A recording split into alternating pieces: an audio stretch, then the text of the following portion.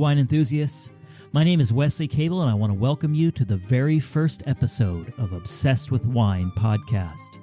I'm so excited to share this wonderful wine journey with all of you. I've created this podcast to explore fine wines from all over the world through conversations with those who share my love of wine and winemaking. We also taste and talk about incredible wines from all over the world. So grab a glass of your favorite wine and join me for episode number 1. Sattui Winery was originally started by Vittorio Sattui way back in 1885 in San Francisco, California. But like many wineries, it eventually closed due to prohibition. Vittorio's great-grandson Dario Sattui decided to resurrect the family winery in 1976 in St. Helena, California. Sattui is a wildly popular destination for people visiting Napa Valley because of its lively, family-friendly atmosphere and the variety of excellent wines they offer. Sattui makes over 65 different wines, so there really is a wine for everybody there. When trying to decide who to have as my guest on the first episode of this wine podcast, it didn't take me long to decide on Jason Moravec, the winemaker at Sattui. Jason is smart, articulate, and you can really hear his passion for both winemaking and Napa Valley when he speaks. I had the pleasure of working 2 harvests with Jason at Sattui, and he was gracious with his time, and he taught me a lot about what goes into making great wines. In this interview, Jason and I talk about his growing up working in a vineyard, how he developed his palate for tasting wine, and we talk about wine competitions and what those little medals you see draped over wine bottles in a lot of tasting rooms really mean.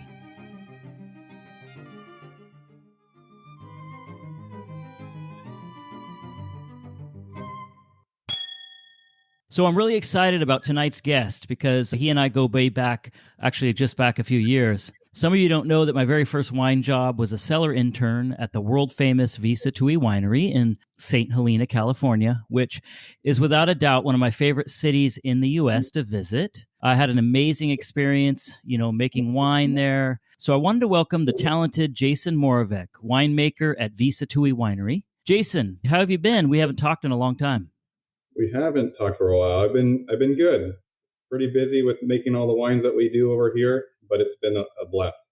I wanted to start with wine competitions. You and I have had conversations before about wine competitions, and I think you have a pretty good perspective on what they are and what they're for and how they work. So for people who don't know, these wine competitions where wines win medals and all that stuff, how do they work? What do the medals mean? And what does it mean to get that double gold at the end of the competition?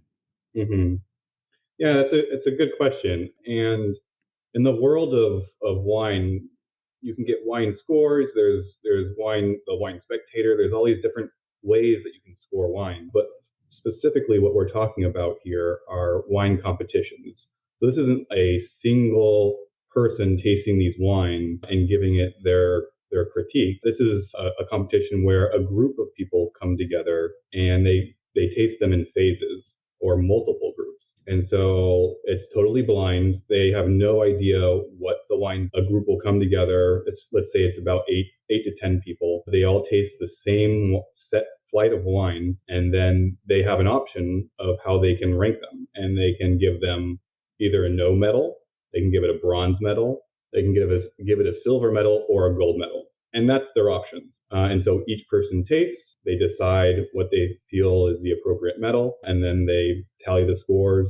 And if every single person in that tasting gives it a gold medal, that's when the wine is given a double gold, which in the wine world, it's just like choosing your favorite color. Like having that many people all decide that this is a gold, it really means a lot to be able to please that many different people. So gold medals do have a good weight in the wine scene. And then from there, once you go past being a double gold, they'll take all the double golds or all the winners of all the tastings, and they'll taste them in the next flight. So there'll be a whole nother group of people that taste all the winners from all the original groups that taste.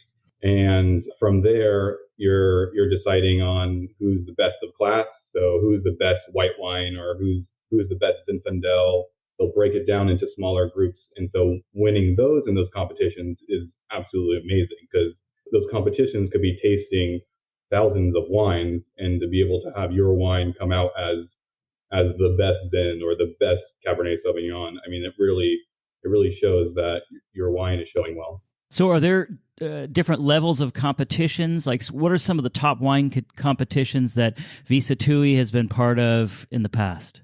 The two competitions that we typically submit into is the San Diego Wine Competition and the San Francisco Chronicle Tasting. Those two, they have a good amount, or if not the most, wines that you can taste all in one competition. So it's a good showing. So it's a good barometer as far as how good your wine is, depending on how well you do in those larger competitions like that. That's right. Yeah. And so what do you do with those medals? Meaning, is that used for marketing? Does it change anything you guys do in the winery, anything like that? Well, you get physical medals, and you can put them on your bottle, and you can take pictures with them and use them in your marketing, which is nice. For us, we just put them on our website. You can go to our visattui.com website, and when you're browsing through all the wines that we have that you can taste from or buy, it will say if it won a medal or a score right next to the wine when you're making that purchase. So we definitely use it in marketing. On the winemaking side, it's a good barometer, like you said, about how our wines are tasting amongst our peers. And if something doesn't score how we would expect it, it's a good opportunity for us to taste the wines that scored higher than us, and we can see if we're missing something. Often Sattui is one of the top wines, but really it's because I can always work on our procedure. There's no recipe to winemaking. And so being able to taste these in a competitive set, it's nice for us to be able to critique our own wines and make sure that we stay competitive. And if there's something better that we can do to our wines, we will definitely do it. So are these wines separated by price point, or is everybody together and every Cabernet goes with every Cabernet? Yeah, so it depends on the competition. The competitions that have more wines, like the San Francisco Wine Chronicle tasting, there's just so many wines in there. They do break it out into smaller groups. So they'll taste wines that are $5 to $10 range, or 10 to 20, and then they'll break it out by varietal. So they need to chop it up into smaller pieces. And as a consumer, it's nice to be able to go through the competition and say, okay, this is my price point. This is what I'm looking for. You can really zero in on finding the perfect wine for you. So do these wine competitions post their results somewhere on a website that you can go, and if I wanted to go on and see who participated last year and who won and who got what, I could do that? For sure, yeah. Just go to the San Francisco, you can probably just Google San Francisco Chronicle Wine Tasting, and it will show the most current vintage or year of the scores. But you can also go back. They have an archive of all the different years that they've had the competition and see who won each year or how everyone was doing. And so it's a great resource as a consumer, but also for us in the winery, it gives us an indication of how we're doing. So I want to go way back for you and talk about how you grew up in wine. So of all the people I've talked to in the world of wine, most of them didn't grow up working in a vineyard or having that kind of experience. So you grew up in Sonoma County, and you guys had 10 acres of Pinot and Chardonnay. I guess it was owned by your parents, right?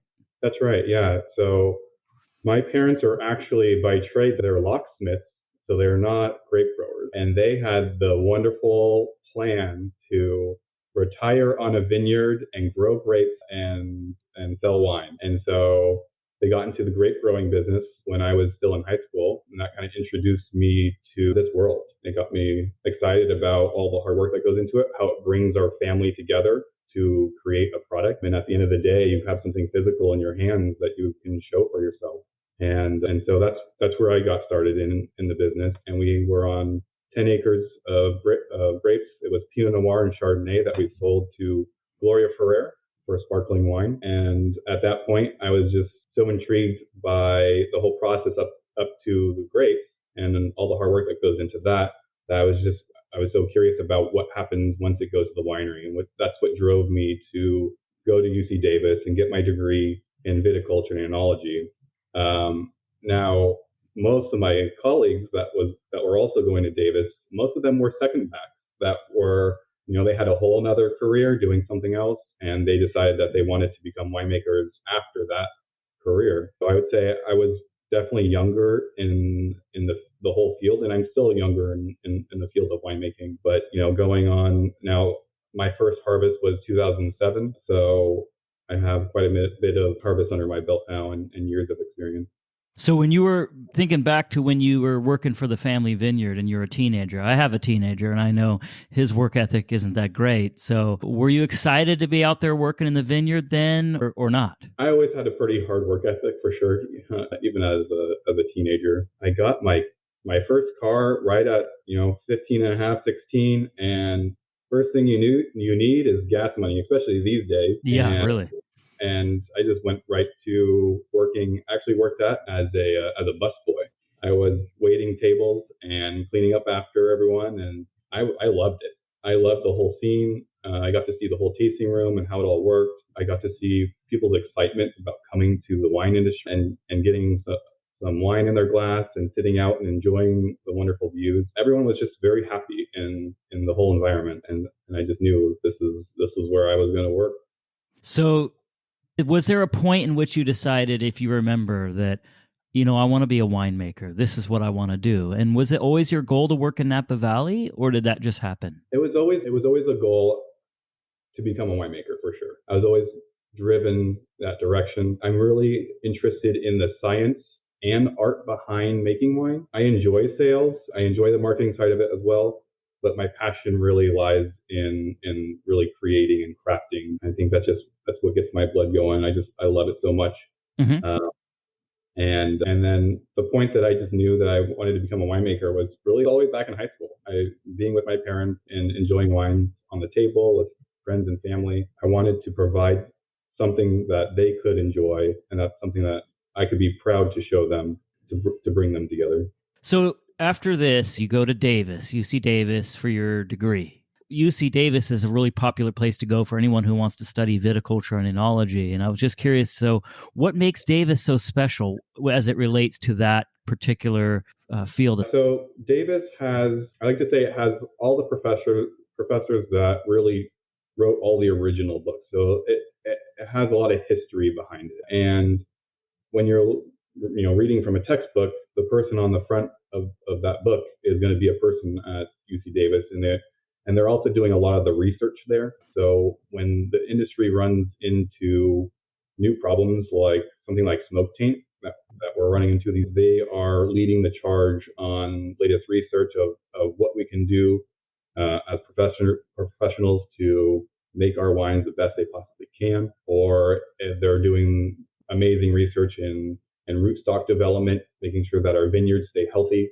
and productive. And the professors there are amazing. They're absolutely amazing. They take the time to sit down with each student and give you everything you need. So are there things that you learned at Davis that you can pinpoint and say, I use this every day? I remember learning this at Davis. This is something that I use every day. Does it work that way? I got to say, as a winemaker, wine sensory is something I use every single day. And a lot of people think of it as, that's going to be the fun part. But really, it took a lot of training to be able to train our palates to be able to identify all the different flavors and tastes in wine. And at Davis, they take it very seriously. It was Hildegard Heyman is a wonderful professor, but you don't want to cross her. She definitely puts you in your place and scares you a little bit because they do. She does it on purpose to make you really take it seriously. I mean, we need to train our noses and use statistics in sensory to make it all statistically significant to be able to make the decisions that make our wines amazing. And so I just remember going through her classes, and some of the tests were their blind aromas. And so they would set up hundreds of black glasses, so you can't see what's inside. You can't tell visually what you're about to smell. And you have to go through every single glass and identify exactly what's in each glass. And that was part of the tests that they would test us on. Mm-hmm. Well, one thing, and I was going to bring this up later, but you brought it up to just now, so that's good. One thing I remember about being impressed with you is that the palate that you have for tasting wine and being able to develop or at least describe the tastes and the flavors that are coming. And so I guess most of that came from training at UC Davis? Or is some of it something you just had in you? You just have a naturally good palate for that kind of thing? I think that it definitely stems from Davis, and they give you the tools of how to approach aroma, but really it's not just that one class. You continue developing your aromas over time. So I could be driving down, Highway 29, and all of a sudden I get a smell of something, and I'll try to identify it. And if I can't identify it, I'll turn around and go find whatever that was, that aroma, and be like, oh, that was a eucalyptus tree over there on the side of the road there. You really got to continue to develop your aroma, your sense of aroma over time. It's nothing that you learn in one class. You're constantly perfecting it, and you do need to challenge yourself and go out of your way to continue smelling standards to be able to identify all these things in wine. Yeah, that's interesting. I know you know this. I've told you before. My palate's still a work in progress, so I got a lot of work to do on mine. So that's why I was so impressed with yours. So, all right. So let's go back to when you started working in wine. So you mentioned you worked at Gloria Ferrer for the tasting room. It's for 3 years, I guess you worked there doing all kinds of different things. And you said you loved the experience and just the environment of being in the tasting room and all that stuff. It sounds very similar to the environment at Sattui based on my perspective. Just everybody seems to be having a good time. There's not a lot of nose up in the air kind of thing. It's everyone belongs and is having a good time. Would you say that that's comparable? Yeah, for me, when I'm creating my team here at the winery, it's all about trying to make sure it's the right fit. So I'm looking for folks that are like-minded and that we're going to enjoy working next to each other, that's going to develop good communication, which in result creates the best wines that you can possibly make. Yeah. So after Gloria Ferrer, you had an internship at Franciscan. Is that in Napa also? So Franciscan is very close to me. Yeah, it's just on Highway 29. Franciscan is recently had a little name change, and it's now considered the Prisoner Wine Company. So there was a little bit of a change there. But I do believe Franciscan is still selling wines in supermarkets and stores, so it's still available. But that winery has changed.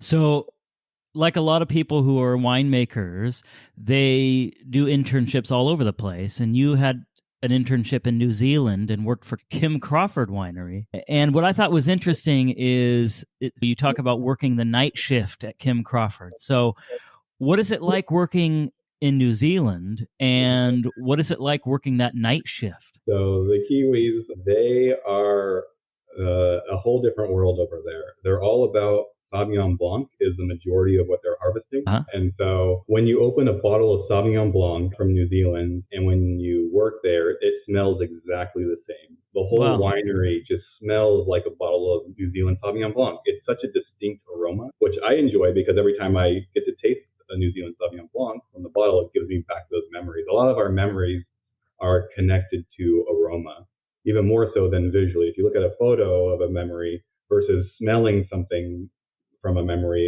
it triggers these more in-depth, detailed memories that we have. So that's what I really enjoy about New Zealand Sauvignon Blanc now. But so they also have a very quick and fast harvest because it's mostly Sauvignon Blanc. So it all comes in very quickly. It's a matter of a month to 2 months.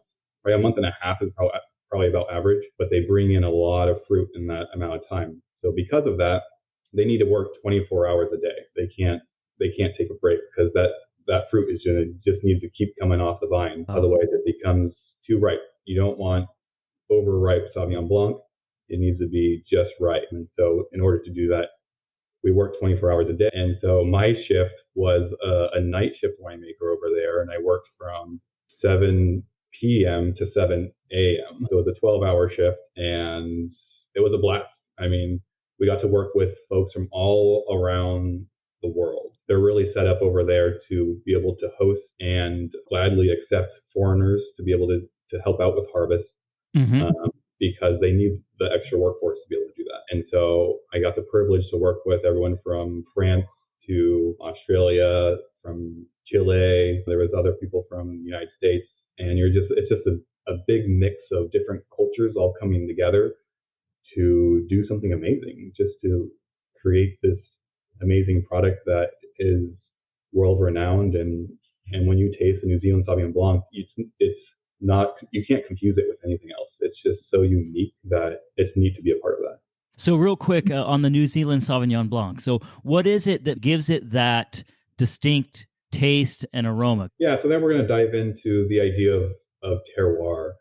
So it just has this special climate, gives these character more of a grassy, high intensity aroma that just jumps out of the glass as soon as you open up the bottle. And terroir goes into everything from how much sun exposure you have, the temperature, how close you are to the coastline, and it just, you put it all together and that becomes your terroir. So when you left New Zealand after your harvest, you ended up at Patson Hall in Sonoma as an intern and then back to Franciscan as an enologist, right? That's right. Yeah, I did a harvest over at Patson Hall where we focused on Chardonnay and Pinot Noir from Sonoma and Napa area. And yeah, there was an amazing team there. They are definitely a smaller production, at least when I was there. They've grown a little bit since then, but it was nice to work with a small, high-end luxury winemaking team there and had a great time. So eventually, after all these adventures at other places, you ended up at Sattui in 2015, and originally assistant winemaker, but then were promoted to winemaker. And I know we talked about this a minute ago, but I just was going to ask you again, what was it about Sattui? I'm assuming a guy like you had a lot of options as far as where you wanted to work. So why was Sattui the choice for you? Mm-hmm. Yeah, I think this goes back to what drove me to the wine industry originally, which was seeing how it brought together friends and family. Sattui is family owned. It was originally started in 1885 back in San Francisco with Vittorio. Vittorio created an amazing winery in San Francisco. It was doing extremely well, but ended up closing his doors due to prohibition. And so he closed up shop and closed the winery. Jump ahead to more current day, Dario in the 70s wanted to rekindle the family winery and start it up again. And so he did that here in St. Helena. And this is where the original winery was sourcing a lot of their fruit from. They would come up here to St. Helena because they knew this was where the best fruit was being grown and bring it into San Francisco. And so he said, why start it up again in San Francisco? Let's go right to the source, right where great wines are made. And so he started up here in St. Helena, and it's been in the family ever since. He's still the owner, and I find that working for a small family-owned winery was definitely the place for me and what I was looking for to get away from that. Though Franciscan was owned by Constellation, and a little more of a corporate atmosphere, which there are perks to that as well. I mean, it's a very well-oiled machine. Everyone has their part, but there's something to be said about a smaller operation as well, where we're able to make changes and have a little more freedom to create the wines that we feel are the best. And then also, I mean, Sattui Winery, we're pretty popular as far as tasting rooms. So it's neat to be able to create wines that are enjoyed by a good amount of people that come through our doors. And I like to say that's what attracts a lot of people back to the winery are the wines and the amazing different varieties that we have. So, I know Sattui is famous for not only the wines, but the deli that they have there and the picnic grounds and all that stuff, which is kind of unique for Napa. Why is it that Sattui is one of the only places that has this kind of thing? Does it have to do with the laws and some things maybe that were grandfathered in from the past? Yeah, that's right. So since it was started in the 70s, we were established before Napa wanted to make more of a focus on wine. So when you go to other wineries that were established after these laws came into place, you can't do things like have a deli or have a restaurant connected to the winery. It needs to be totally focused on making, Napa Valley premium wine. And so not a lot of wineries are able to do the things that we can because we are, like you said, grandfathered into these laws, and we're able to do a lot of these. So I remember before COVID, when I was there, the weekends were absolutely nuts as far as the amount of people that would show up for tastings and just the whole experience. So, like, how many people would you see on a weekend at Sattui for that kind of thing? Yeah, we're talking before the pandemic. Right.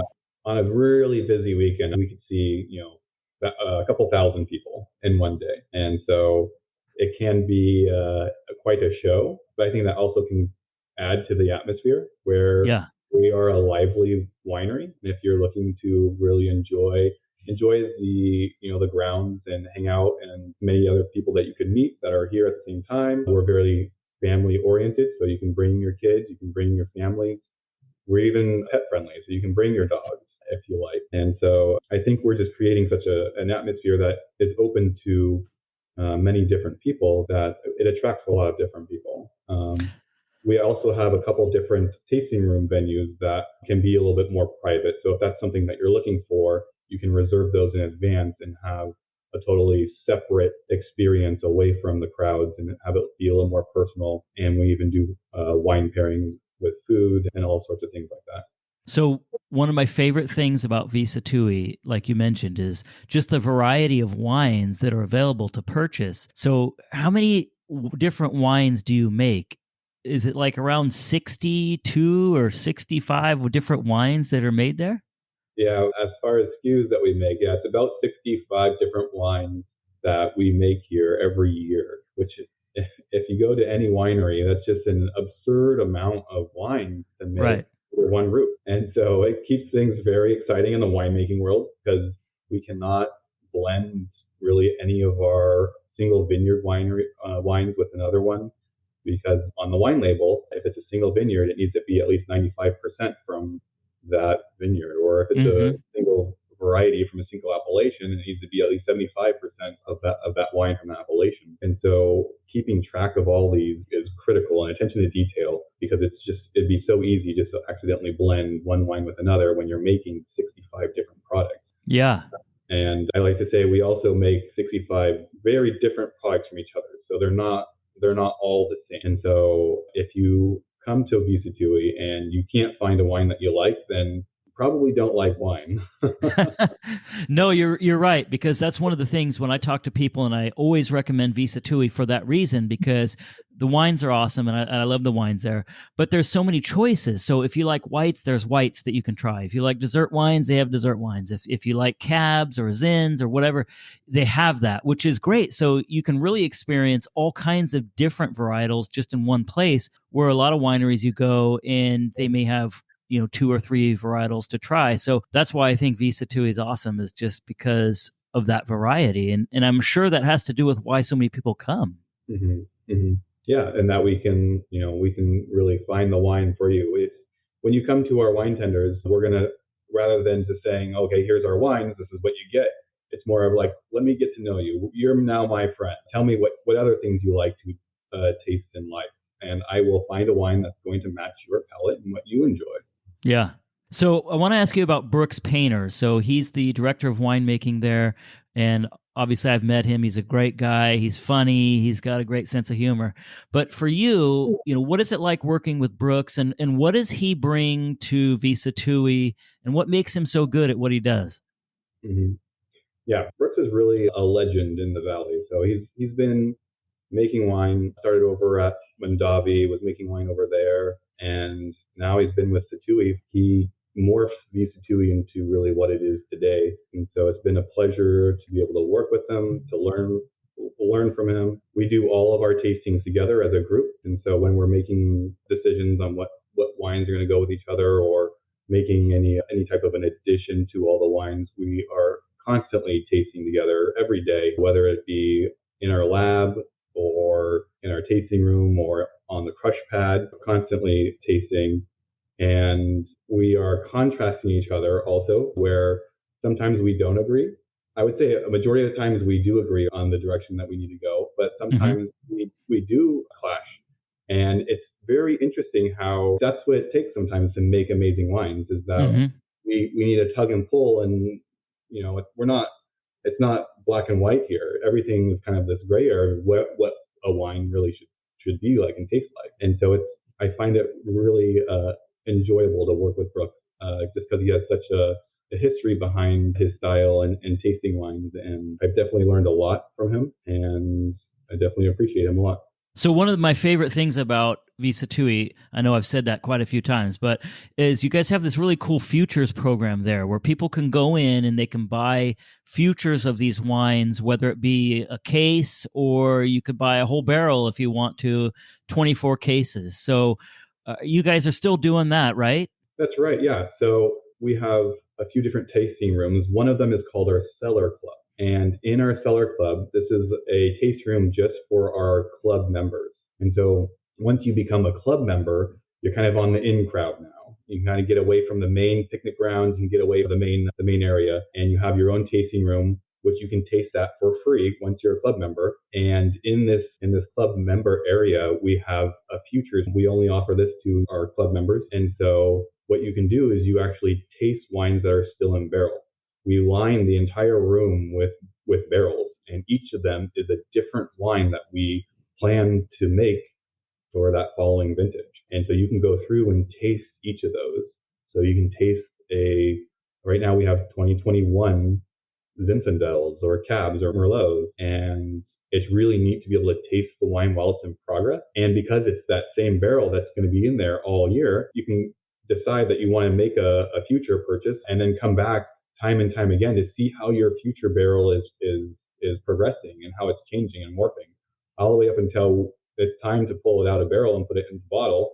And that's about when we send it. But because we are selling it as a future, it's not in bottle yet, we offer our heaviest discounts on these wines. So when you're looking for something that's like 20% off or 25% off, our futures program is the best way to get those discounts. And so it's just an amazing program. It's very successful. Everyone really enjoys it. I feel like we kind of go in business with those that are buying the future program because we can kind of get an idea of how much we're going to be producing that year. And we only sell about 20% top through our futures program. So once we hit that 20%, we'll consider that a sold out barrel and you won't be able to buy it anymore. Yeah, is that something, a futures program, is that something a lot of wineries do in Napa? I haven't seen it. I think a handful of folks do that. It's kind of the same idea as being on a wait list to be able to get wines in the future. The only thing with that is you don't get to taste it before. You're putting all your eggs in that basket saying, okay, yeah, that case, I'm assuming it's going to be good. Whereas at least here you get to taste the wine and decide whether you feel like this is going to be a worthy investment for you in the future. So moving on from there, I definitely want to talk about some of my favorite wines that you guys make at Sattui.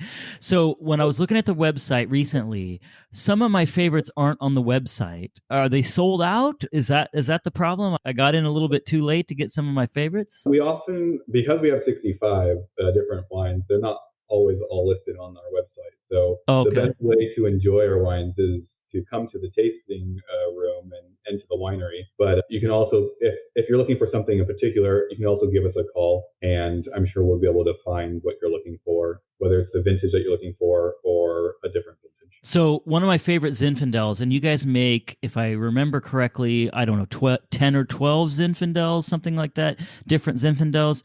My favorite's the Black Sears Zinfandel. That's by far my favorite one there. So can you tell me a little bit about where the fruit comes from and what the process is in making that wine?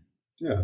So first off, who makes 12 different Zinfandels? It's incredible to make that many options of one variety. And they're all different.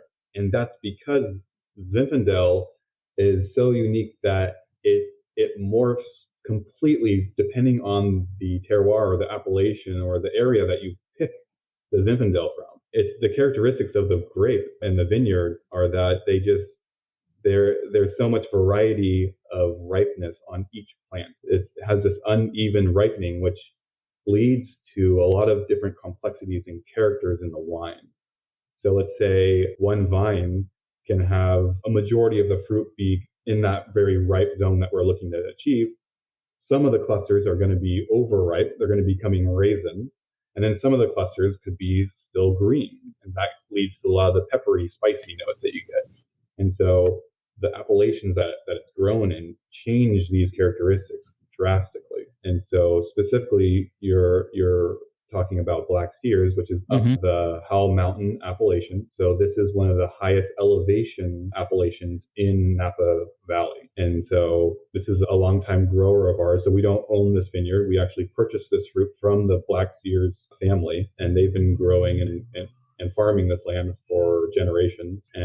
But we make wine from them every single year. So it's these long-term connections that we're able to work together to achieve the wines that we're looking for. And often when you get up into higher elevation, the wines have a much higher concentration and richness to them. And so that's often what we see coming out of Black Sears. And then also there's a really good spicy note to it. So it may also often have some of those less ripe berries that are coming along with it, just to give it some of that black pepper taste to the Black Sears Zinfandel. Yeah, and I have to say, like I said earlier, my palate is very much a work in progress, but that Black Sears, it does have that black pepper taste, which I actually really like, and that's what kind of draws me to that particular wine. Yeah, and also you combine that with all the other amazing characteristics that Zinfandel has to offer. Like, it still has a lot of fruit to it. It's pretty soft on the palate. It's not overly aggressive like a big Cabernet Sauvignon or something. It's an easy drinking Zin with some complexity to it, is what we're looking for, and that can be enjoyed in many different situations. Whether you're barbecuing on your back patio, or you're having an amazing dinner at a restaurant. It's a great bottle to open. So another one of my favorites is the Cabernet Franc that you guys make. And that was one I didn't see on the website, so I was kind of disappointed about that. But so where does that fruit come from, and what goes into making that? So I believe that one we are actually sold out. So Okay. we're going to have to wait till the next vintage comes out, which is a shame because the Cab Franc is amazing. And it's a variety that I find that people either love it or they hate it. It's not a middle ground please all variety. Mm-hmm. It often has a lot of complexity to it. There's a lot of different things to kind of think about while you're tasting that wine. And it's that variety just typically has these amazing like cardamom or sage or spice characters to that wine. And when you're trying to get a lean away from the green notes that Cabernet Franc can give you, it can kind of lean towards bell pepper, at least our approach to it. So we try to lean away from those greener notes, and we lean towards that spice, clove and cardamom and all those different aromas that you can get as you get a little bit more riper Cab Franc. But it can be also a very vegetal aroma if it's not treated right. So another wine that you guys make there that I actually have right here in front of me is this Dancing Egg Riesling. And I think this is a cool wine because it's fermented in a concrete egg. And so I want to ask you, what goes into making the decision to do it in the concrete egg? And what does the egg provide to the wine that other fermentation vessels don't?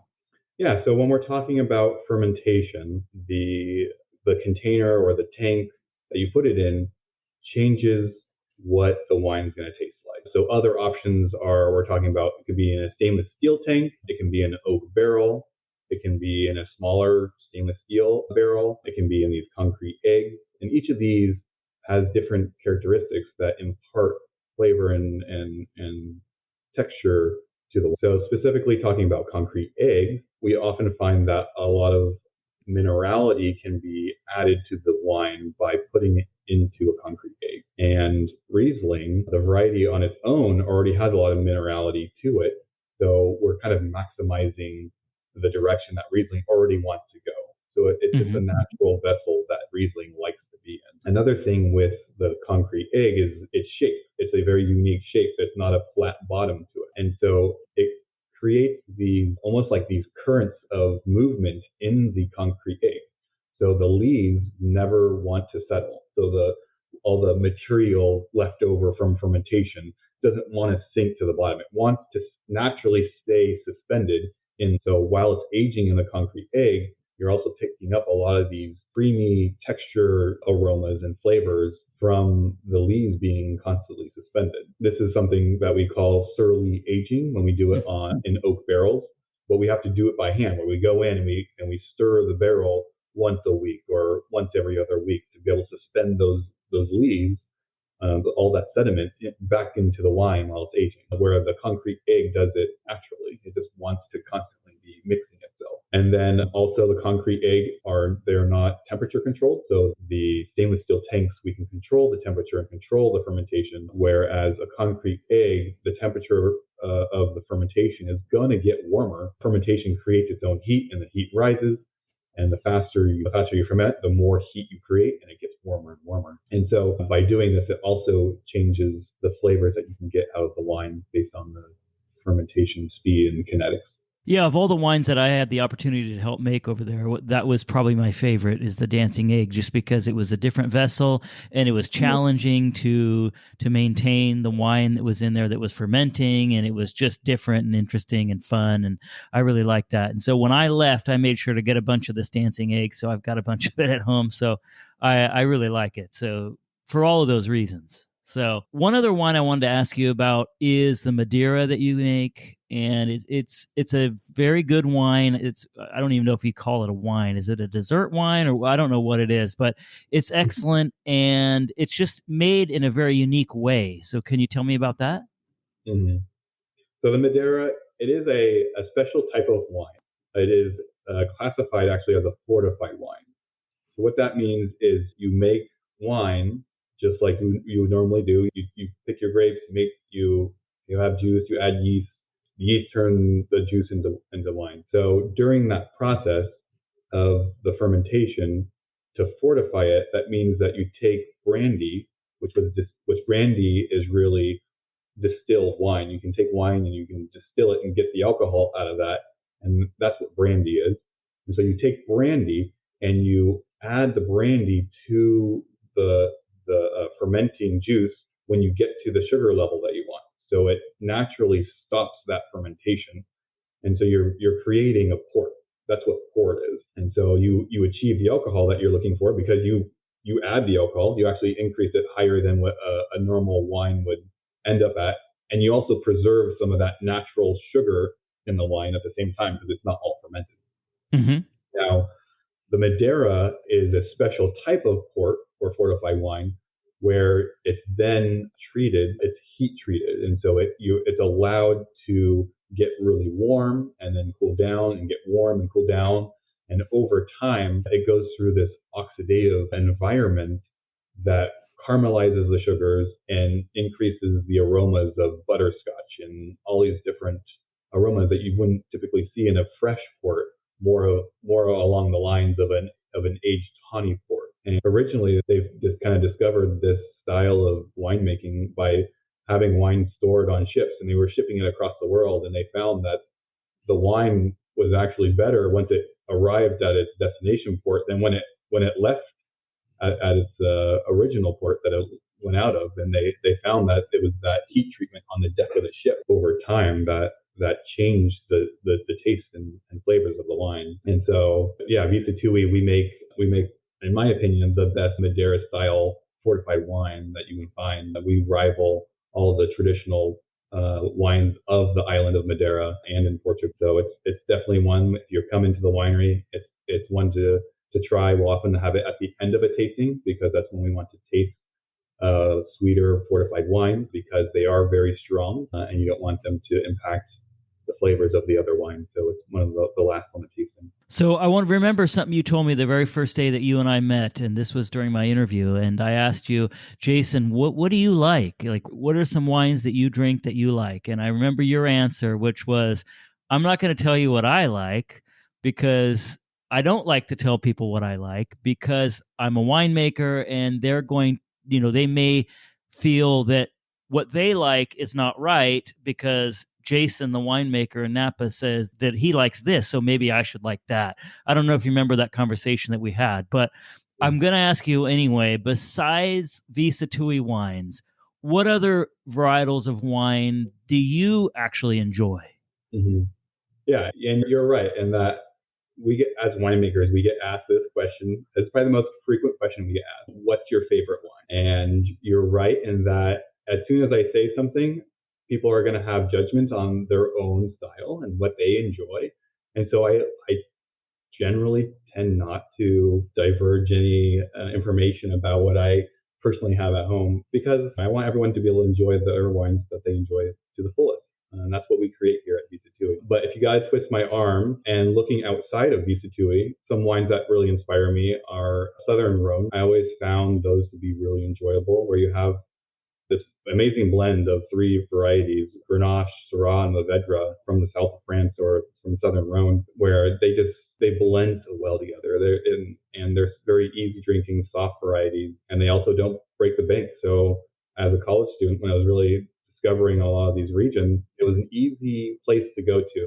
And it was like my comfort zone. I would go out and discover other regions, but then I'd be like, oh, let's go back to wines of the Southern Rhone. And they're just delicious there. But really, also, I have to say, it just depends on the time of the year. If it's going to be winter, I generally lean towards bigger reds. And during the summer, I'll go towards whites and aromatic, beautiful whites, or the environment or the friends that you're with. I can easily tailor my own tasting experience with what's going to create the most and best atmosphere. And I think that's the magic trick behind choosing a wine. And you like beer too, right? I mean, you also dabble in a little beer here and there too, right?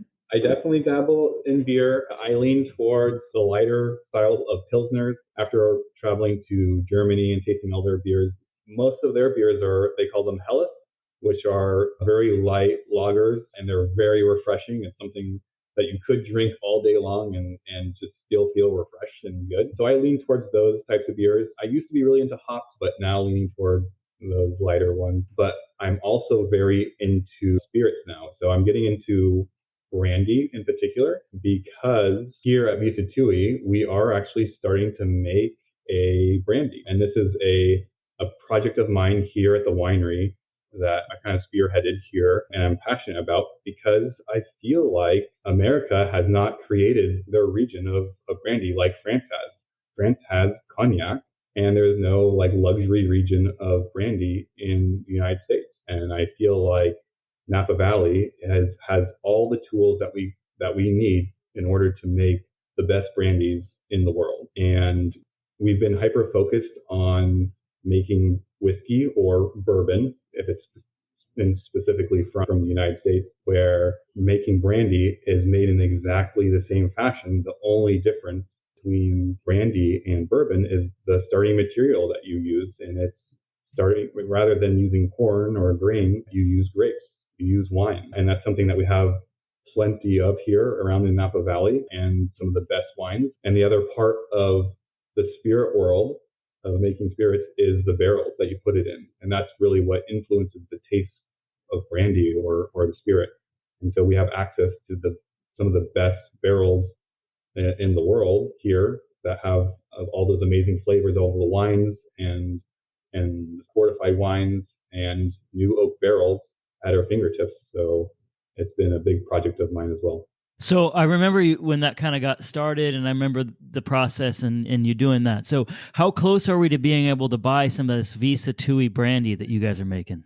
So we're getting really close now. So I think it was about 3 years ago that you started with. And so that's when we first started making brandy and doing this project. And brandy really needs to be in barrel for at least 2 years before you can call it brandy, just like bourbon. And so we're getting close now to being able to release our very first brandy on the market. Like everything right now, we're having difficulty with some of our supplies, like glass. And so the spirits are put into very particular glass shapes.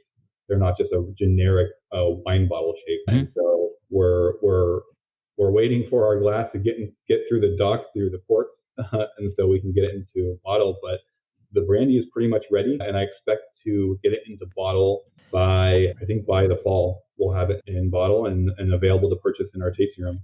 I can't wait to try it. And you've got to be happy once it comes out and people are able to purchase it. That'll probably be quite a thrill for you, just knowing, finding out how people respond to it, right? Yeah. I've seen this from the beginning as an idea all the way to the end, and put my heart and soul into one product all the way through. It'll be nice to see people finally enjoying it and getting it in their hands. So come see it and taste it and let me know what you think.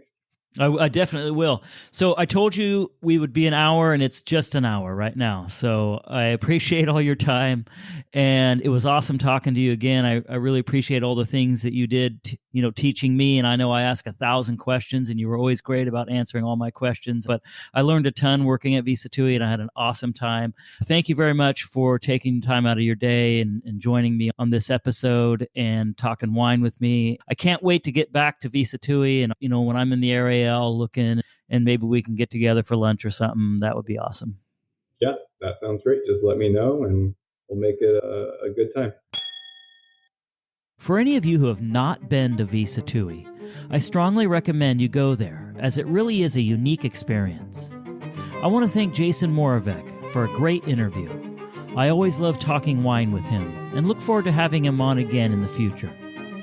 I will put a link to the Sattui website in the show notes, so you can read about the winery and purchase some of the wines for yourself.